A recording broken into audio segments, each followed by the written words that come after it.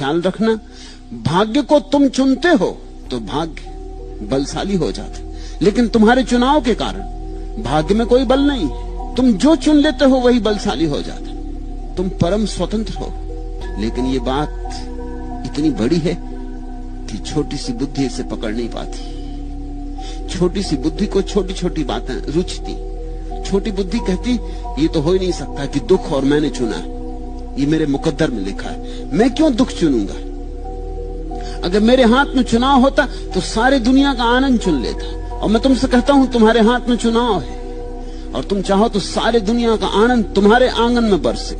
मेरे आंगन में बरसा है इसलिए कहता हूं, तुम्हारे आंगन में भी बरस सकता है, लेकिन तुमने चुना ही नहीं। तुम दुख चुनते चले गए और जब तुमने दुख चुना और दुख आया तो तुम छाती पीटते हो। तुम सोचते हो दुख मेरे मुकद्दर में, ये मेरे भाग में, ये मेरी किस्मत में।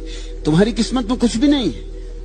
परमात्मा किसी की खोपड़ी में कुछ लिख के भेजता नहीं, कोरा कागज तुम्हें दे देता है, कोरा चेक तुम्हारे हाथ में दे देता है। फिर लिख लेना जो तुम्हें लिखना। कोई गरीबी लिख लेता है, कोई अमीरी लिख लेता है, कोई अज्ञान लिख लेता है, कोई ज्ञान लिख लेता है, कोई संसार लिख लेता है, कोई निर्वाण लिख लेता है। परमात्मा कोरा चेक देता है।